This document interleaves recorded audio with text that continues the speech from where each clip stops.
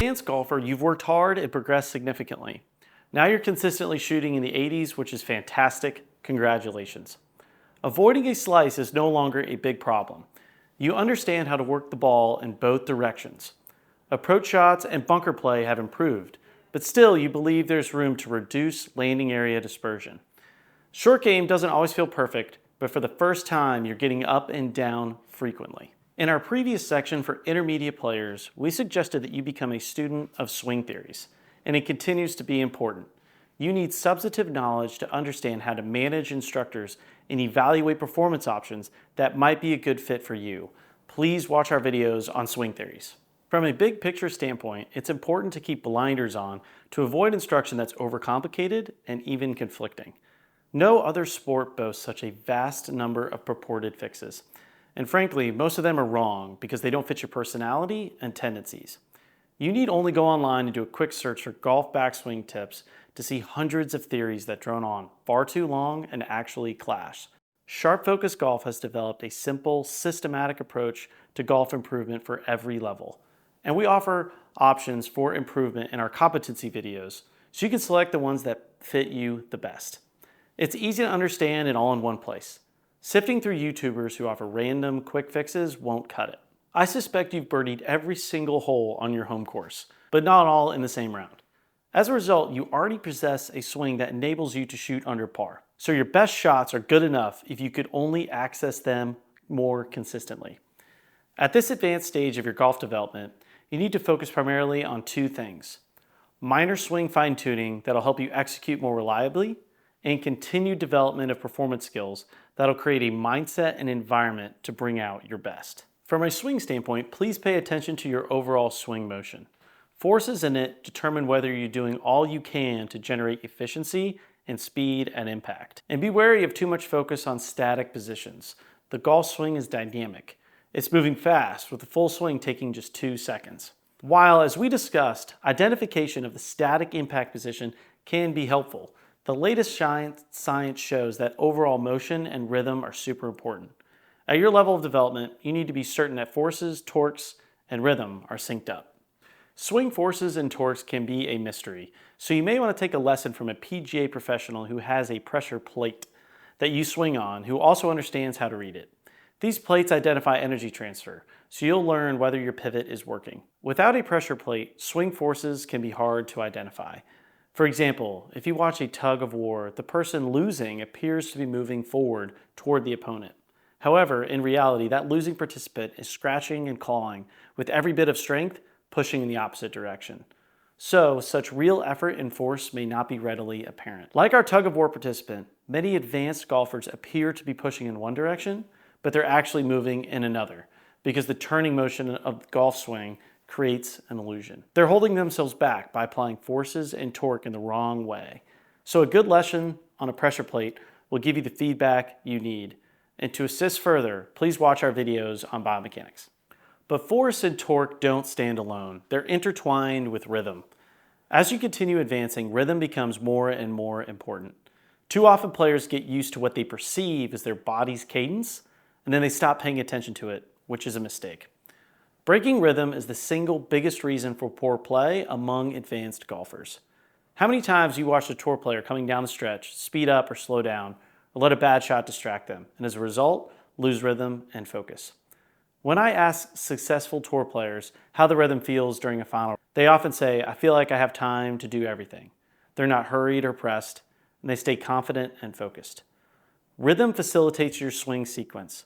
Like the continuous motion of throwing a ball, a smooth backswing provides the sequential movement for an easy transition at the top, so the club loads and descends properly. When I think about rhythm, I picture Ernie Els. The pace of his swing and other on-course movements never change. And if you watch his transition at the top, it's almost as though his arms pause and rest a little, even though that doesn't really happen. Now, you don't have to have the perfect slow rhythm of Ernie Els. It can be faster.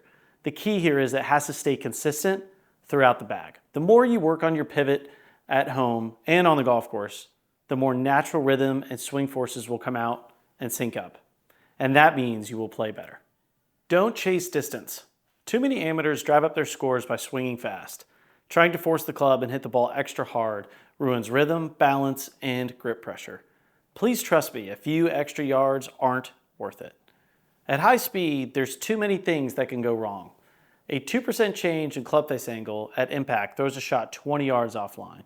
So there's no reason to force the club and lose accuracy. You're better served to throttle back and be in control with your driver. And with irons, it's fine to use 3/4 swings or even choke down on the grip and take more club. If you see tour players on television swinging fast, ignore them. They're a small minority, and in reality, most tour pros recognize the benefit of accuracy. They swing with control. Remember, the power you need comes from good execution and proper use of rhythm. Over and over, I've seen a big enemy of golfers at all levels is unrealistic expectation. It leads to poor decisions about course management and sometimes temper tantrums. And it ruins enjoyment of a round. I encourage players to develop long-term expectations that are high, but short-term ones, such as the next shot, need to be reasonable. From 125 to 150 yards, tour players average about 16 feet from the hole. And the worst one is at 34 feet. So a scratch amateur should be happy with 16 to 34 feet from 125 to 150 yards, and a 5 to 10 handicapper should be elated. But when they hit shots within that distance, I've seen both of them pout, curse, and be downright nasty. They've ruined the round for themselves and for me. And the best putters on tour make only 2 out of 5 putts from 10 to 15 feet. And many only make 1 out of 5. So why are amateurs trying so hard to drop 15-footers? And why do they hit them so aggressively and end up 3-putting? I've seen 10 handicappers who are ready to drive their cart into a pond after missing a 15-footer. Advanced players often need a dose of reality. Look at the statistics section of the PGA Tour's website for what the very best golfers do.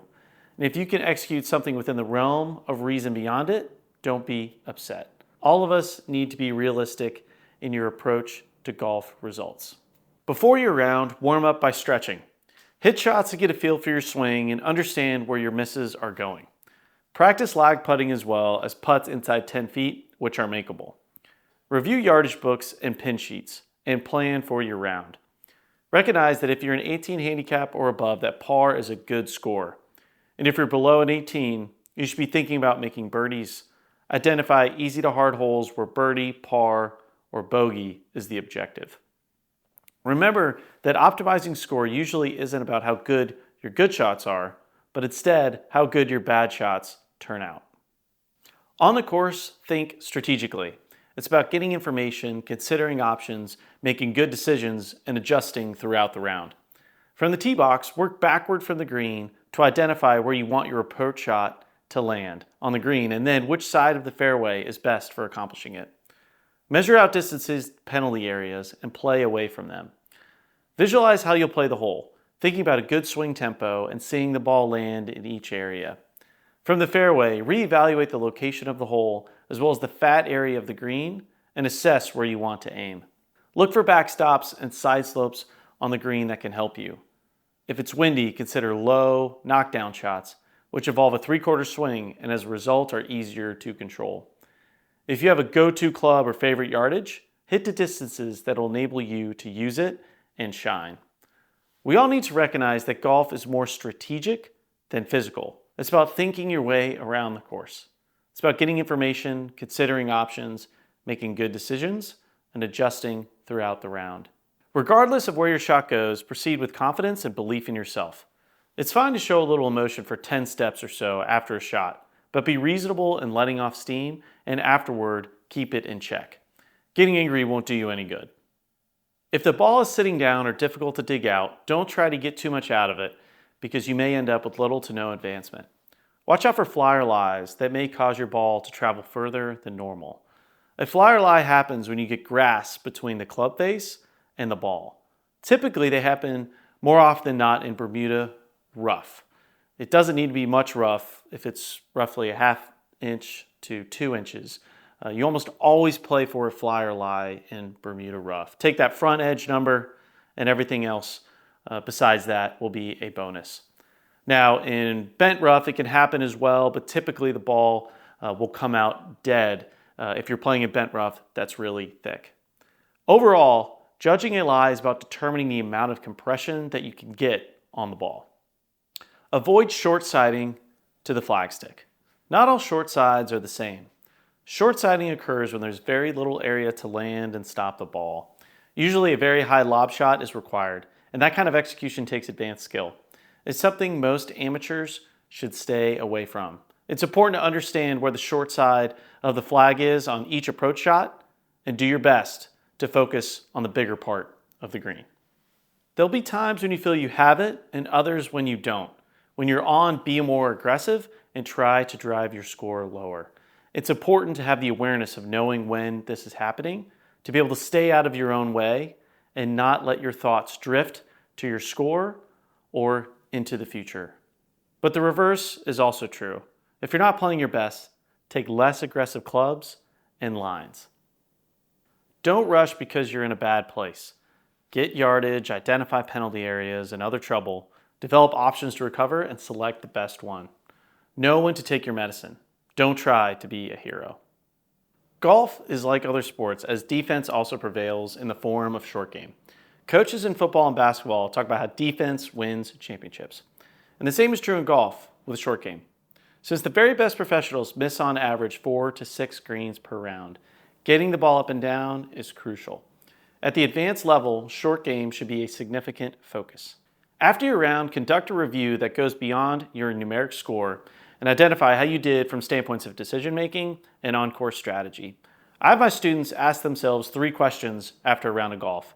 The first one is, what did I do great? Really important to spend some time focusing on what you did well, as our tendency is to go straight to the things that we didn't do well. After that, the second question you ask yourself is, what are the lessons from today? Focus on 2 to 3 bullet points of things that you feel you could do better in that round of golf moving forward. And the last question is, what am I going to do about those lessons? How am I going to implement them? Come up with one actionable item for each bullet point of those lessons from that round. And let us know if you need any help.